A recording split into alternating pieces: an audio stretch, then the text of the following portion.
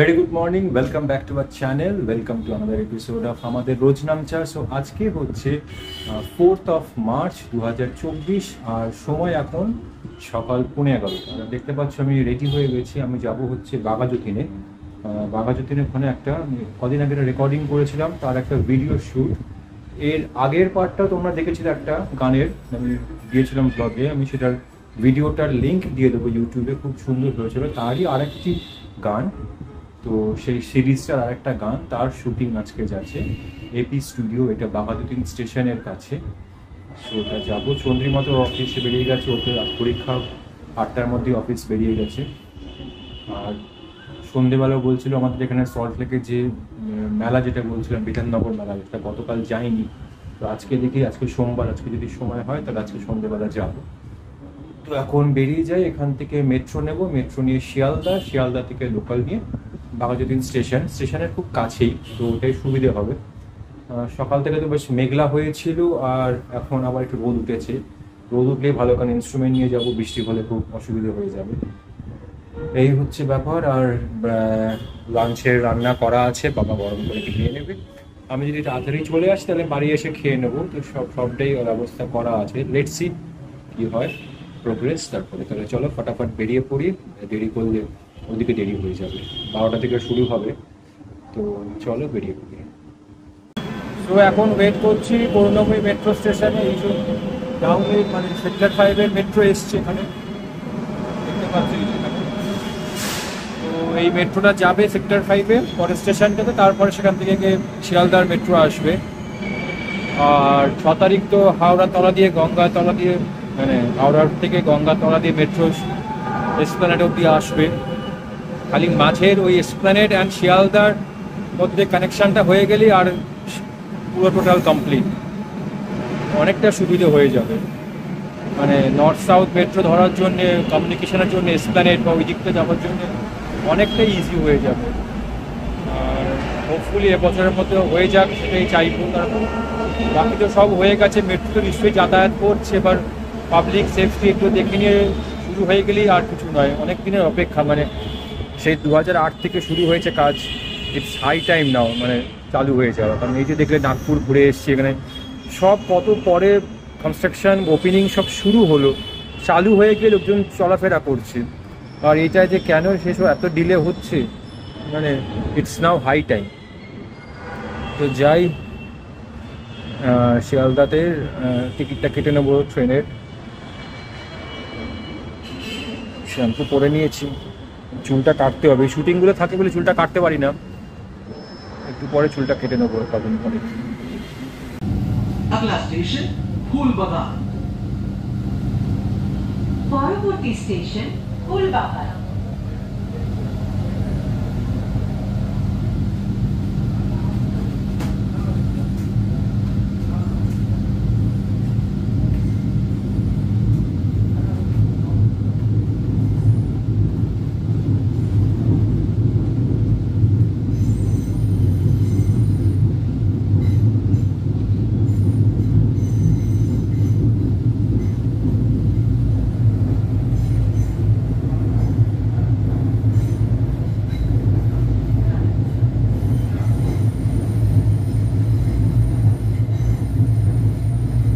अगला स्टेशन फूलबागान।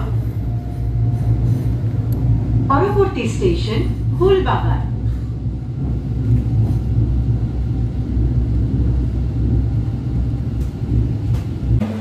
আর টাইমলি ট্রেনটা পেয়ে গেছে, লোকাল ট্রেনটা, এটা ক্যানিং লোকাল।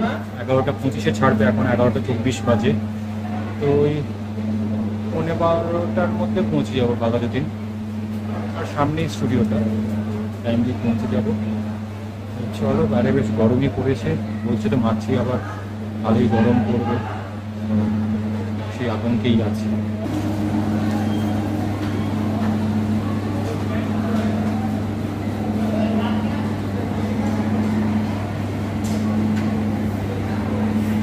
ভুল ট্রেনে বসার জন্য একটু দেরি হয়ে গেল। আমি যে ট্রেনে বসছিলাম এবং সামনে যে ট্রেনটা ছেড়ে যাচ্ছে ভিডিও করলো, ওটাই ছিল হচ্ছে ক্যানিং লোকাল। কি দেখলাম আমি বুঝতে পারিনি। তো তারপরে আবার পৌনে 11টার সময়, মানে যখন আমি এখানে পৌঁছে যেতাম তখন ওখান থেকে ট্রেনটা ছাড়লো, ডায়মন্ড হারবার লোকাল। পৌঁছে গেছে, এখন 12টা বাজে। তো যাই, তারপরে রেডি হয়ে নিয়ে কাজটা শুরু করে দেবো।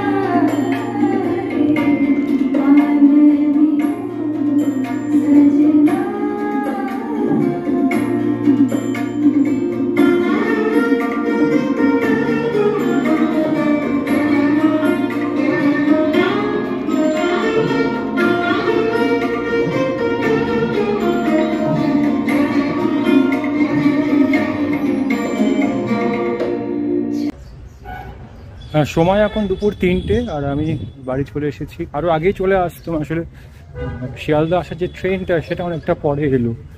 আর 2টোর পরে আমি ট্রেন পেয়েছি, 2টোর সময় ট্রেন পেয়েছি, পৌনে 2টোর সময় লেট ছিল। তো সেই জন্যই দেরি হয়ে গেল, নাহলে ওখানে তো 1 ঘন্টার মধ্যে 1টার মধ্যে আমাদের কাজ শেষ হয়ে গেছে।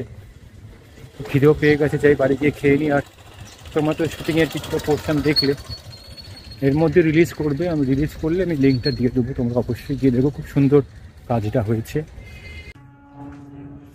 শুভ সন্ধ্যা, এখন সময় হচ্ছে সন্ধ্যে 7টা, আর আমি এখন একটু বেরিয়েছি একটু জলখাবার আনতে, সন্ধ্যের টিফিন।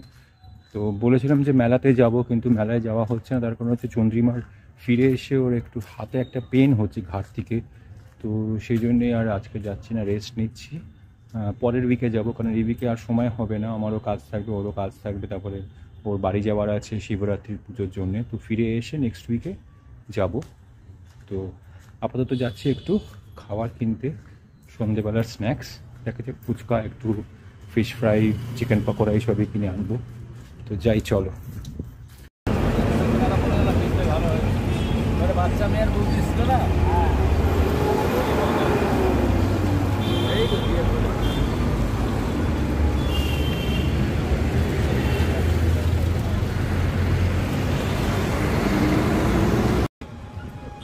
সো নেওয়া হয়ে গেছে, এই যে এখানে সব আছে।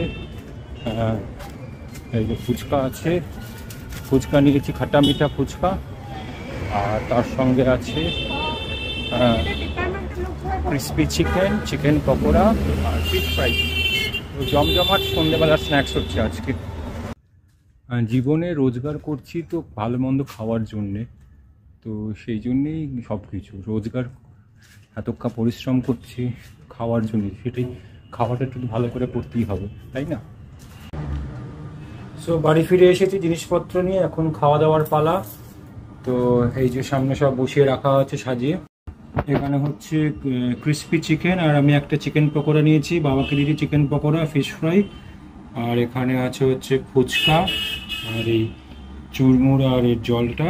আর এখানে আছে হচ্ছে ফিশ ফ্রাই, আর এখানে ফিশ ফ্রাই দেবী, সেটি খাচ্ছে। না সত্যি কথা, মেলায় বিকেলবেলা ভেবেছিলাম এসে সন্ধ্যেবেলা মেলায় যাবো। অ্যাকচুয়ালি মেলায় যাওয়ার আগে আমাদের ক্লাস ছিল, তো কিন্তু হঠাৎ করে বিকেল থেকে এমন ব্যথা যন্ত্রণা শুরু হয়ে গেল, পুরো ঘাড়ের থেকে একটা সাইড ধরে এরকম যন্ত্রণা শুরু হয়ে গেল। তাই জন্য বাধ্য হয়ে ফিরিয়ে এলাম, ক্লাসেও যেতে পারলাম না, মেলায়ও বেরোতে পারলাম না, কিছুই পারলাম না। তো মনটা একটু খারাপই হয়েছিল। তো সেই মন ভালো করবার জন্য আমাদের অর্কবাবু নিয়ে এসেছেন এত কিছু, একটা সুন্দর ট্রিট দিচ্ছেন, থ্যাংক ইউ। তো ঝটপট খেয়ে নিই, কারণ ঠান্ডা হয়ে যাবে, আর খিদেও পেয়ে গেছে। চলো তাহলে আগে এগুলো সব শুরু করে দিয়েছি, এগুলো আগে শেষ করে নিই, তারপরে ফুচকা খাবো।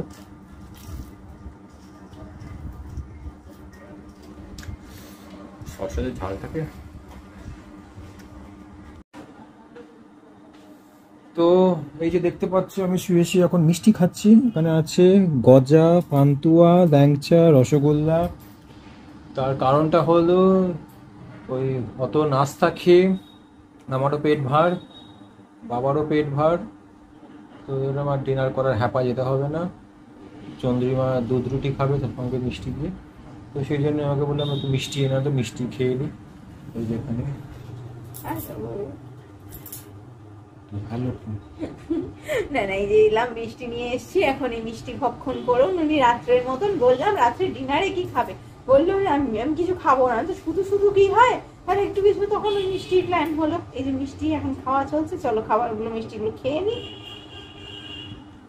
একটু মিষ্টি মুখ করেই হোক, রোজ ঝাল টক সব খাওয়া হচ্ছে, আজকে একটু মিষ্টি মুখ করা হোক। আর যেটা বলছিলাম আমি, যে এই যে সারাদিন পরিশ্রম করি, এত ছোটাছুটি করছি কি জন্য, দুমুঠো একটু ভালো মন্দ খাওয়ার জন্য, মন্দ না ভালো খাওয়ার জন্য, সেই জন্যই একটু করা।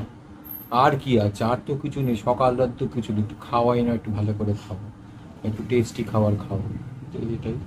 তাহলে চলো আজকের মতো ভিডিও এখানেই শেষ করছি। শুতে শুতে tata, bye bye, good night, আবার কালকে দেখা হবে। সো আজকের মতো tata, bye bye, good night. এবং আজকের ব্লগ ভালো লাগলে অবশ্যই লাইক করো, শেয়ার করো, কমেন্ট করো।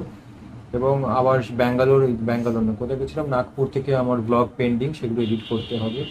আর একটা জিনিস অদ্ভুত দেখছি, এটা কেন বুঝতে পারছি না, যেখানে আমরা বাইরে যাই বা কিছু কোথাও দূরে যাচ্ছি বা কিছু, তার ভিউ বেশি হয়, আর কলকাতার মধ্যে সারাদিন যা কোচ তার ভিউজ কম। এটা কেন জানি না, এটা কি ফান্ডা, কি বাজে। মানুষের কি একঘেয়ে মনে হয়, মানে রোজই সেই উঠছি কাজে যাচ্ছি সেই কারণের জন্য, মানে কি কারণটা কি, মানে রোজগারই সেই, মানে আমাদের রোজ নাম চায় তো রোজকার ঘটনাই থাকে, এবং রোজকার ঘটনা মোটামুটি একই গত থাকে। হ্যাঁ, এবার বাইরে যাওয়া হচ্ছে বা আলাদা করে কোনো প্রোগ্রাম হচ্ছে সেটা আলাদা কথা, কারণ আমাদের সারাদিনের যেগুলো থাকে সেখানে অ্যাভারেজে 10টা 15টা 20টা ভিউ হয়। আমি যে নাগপুর গেছিলাম না, সরি ব্যাঙ্গালোর গেছিলাম, সেখানে 400-র ওপরে ভিউ। আবার আমরা যে অ্যানিভার্সারি সেলিব্রেশনে বেরিয়েছিলাম সেখানেও 150-র ওপরে ভিউ। তো একই মানুষ তো দেখছে, তো সেখানে গিয়ে ভিউজটা হঠাৎ করে বেড়ে যাচ্ছে, আবার বাকিগুলোতে কমে বন্ধ হয়ে যাচ্ছে। মানে এটার কী কারণ সেটা জানি না, বুঝতে পারছি না। তোমরা যদি একটু ফিডব্যাক দাও ভালো লাগবে, যে কোথায় আমাদের প্রবলেম হচ্ছে, কোথায় আমাদের খারাপ লাগছে দেখতে, কথা আমাদের এইগুলো বোরিং লাগছে, তো জানিও। অবশ্যই আমাদের ভালো করার চেষ্টা করব। তো আজকের মতো টাটা, বাই বাই, আবার কালকে দেখা হচ্ছে, চল।